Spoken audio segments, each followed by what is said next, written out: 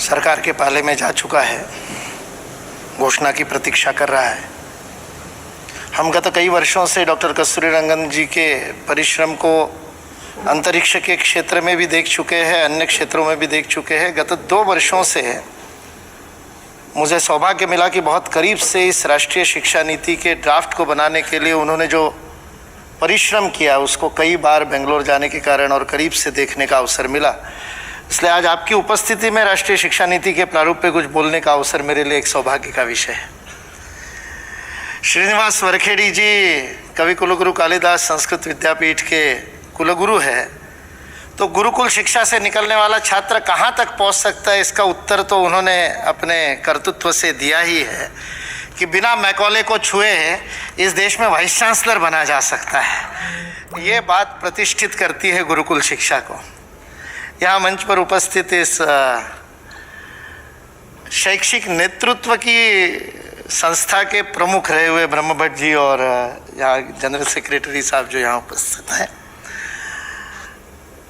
अन्य सम्मुख उपस्थित माननीय अनिरुद्ध देशपांडे जी उपस्थित है जिनके मार्गदर्शन में हम लोग काम करते हैं, और बाकी सारे प्राचार्य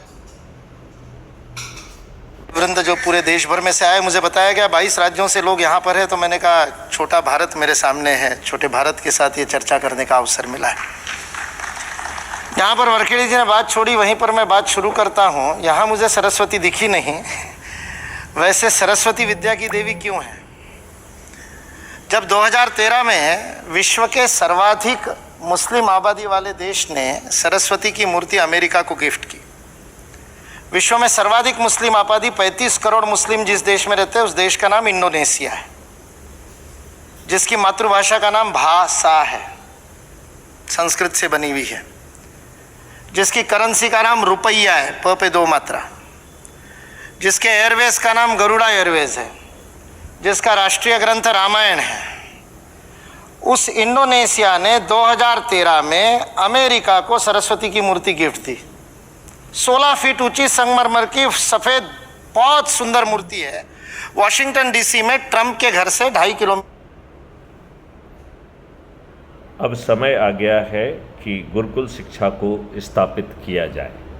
अब समय आ गया है कि रोजगार का मौलिक अधिकार दिया जाए, और वो भी पोटेंशियल के रोजगार का।